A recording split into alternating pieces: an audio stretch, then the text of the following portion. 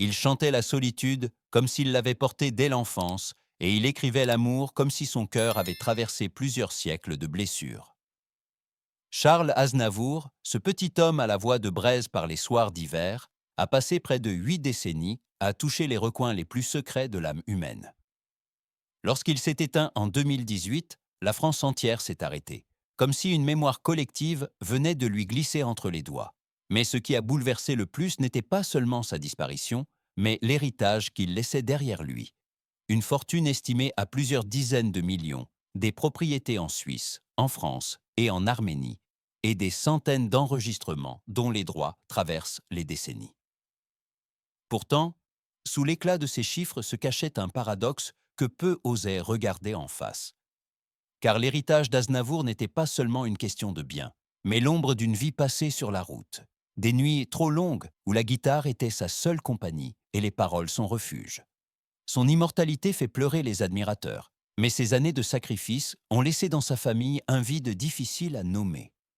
Comment une fortune aussi resplendissante peut-elle porter une tristesse si profonde? Et qu'y a-t-il derrière ces chansons immortelles que le monde a chantées avec lui? Pour comprendre les larmes des artistes français qui l'ont accompagné une dernière fois, il faut revenir là où tout a commencé, auprès d'un petit garçon pauvre dont le rêve ne tenait qu'à une étincelle, mais résistait comme une vie entière. Avant de devenir la voix qui faisait vibrer la France, Charles Aznavour n'était qu'un garçon frêle, aux yeux trop grands pour son visage, né dans une famille arménienne réfugiée, qui n'avait pour tout trésor que ses mains et les souvenirs d'une terre perdue. Ses parents, artistes déracinés, survivaient grâce à de petits rôles et des travaux épuisants. Leur logement n'était qu'une petite chambre mansardée à Paris, où l'hiver glissait sous les portes et où l'été étouffait les corps.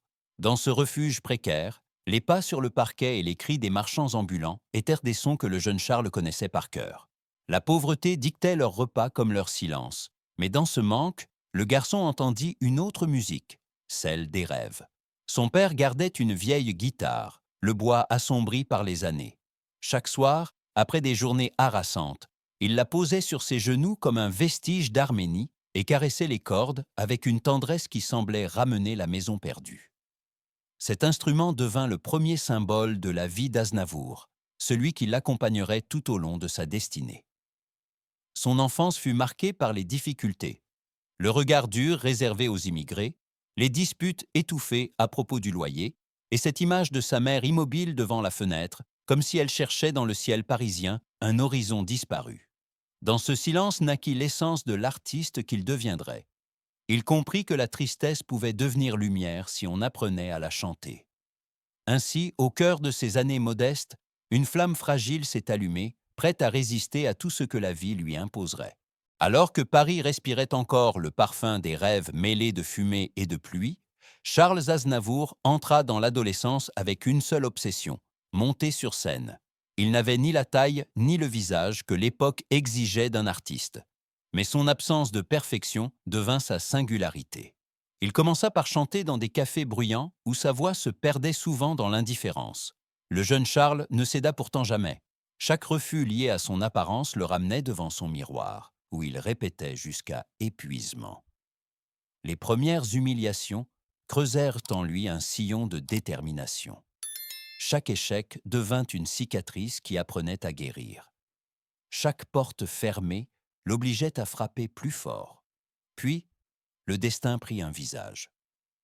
Édith Piaf vit en lui ce que personne ne voyait. Elle ignora sa silhouette discrète pour ne voir que l'incandescence dans son chant. Elle l'emmena sur les plus grandes scènes, là où la vérité de sa voix suspendait le temps. Ce fut la première fois que son chant n'était pas absorbé par le bruit, mais accueilli comme une révélation.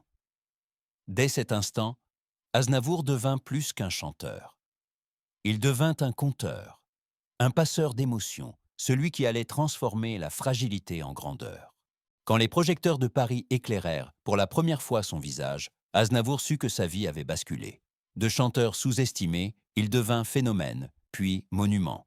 Ses chansons, La Bohème, Hier encore, Chu, traversèrent dès les frontières et s'installèrent dans le cœur de millions de personnes.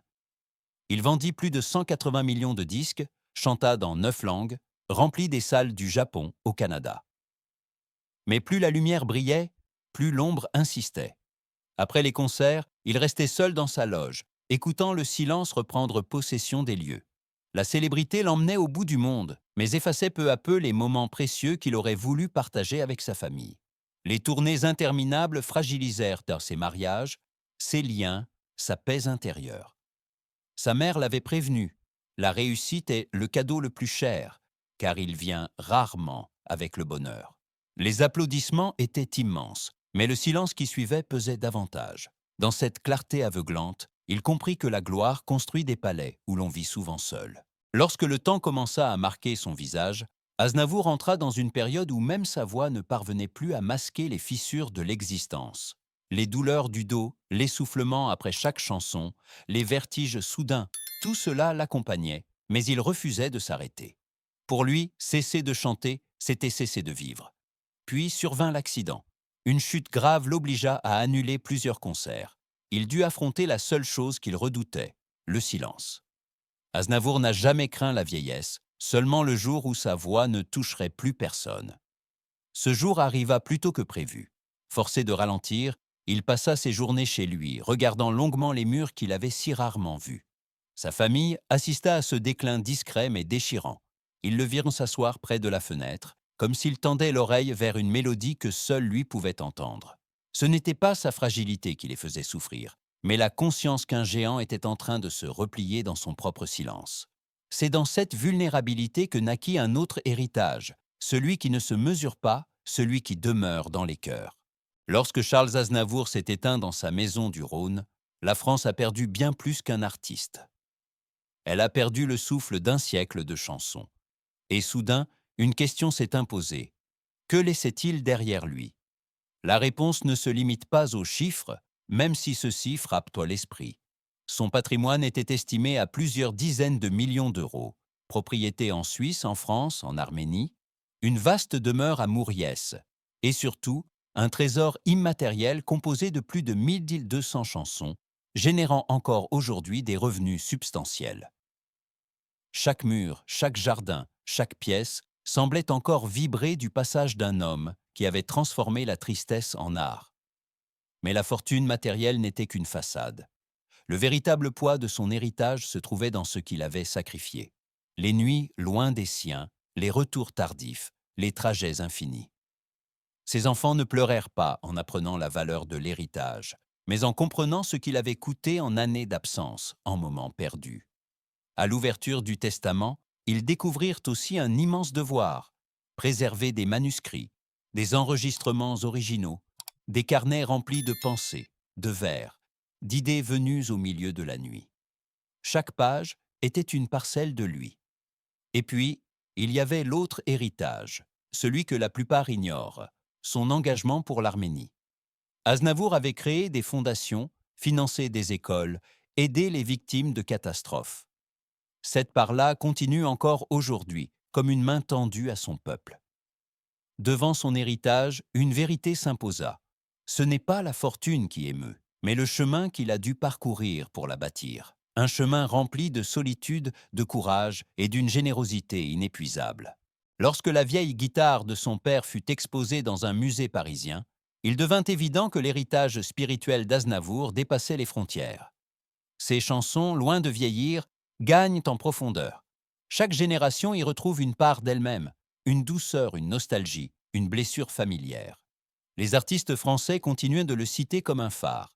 Julien Clerc l'a décrit comme la colonne vertébrale de la chanson française. En Arménie, son nom orne des rues, des écoles, des centres culturels.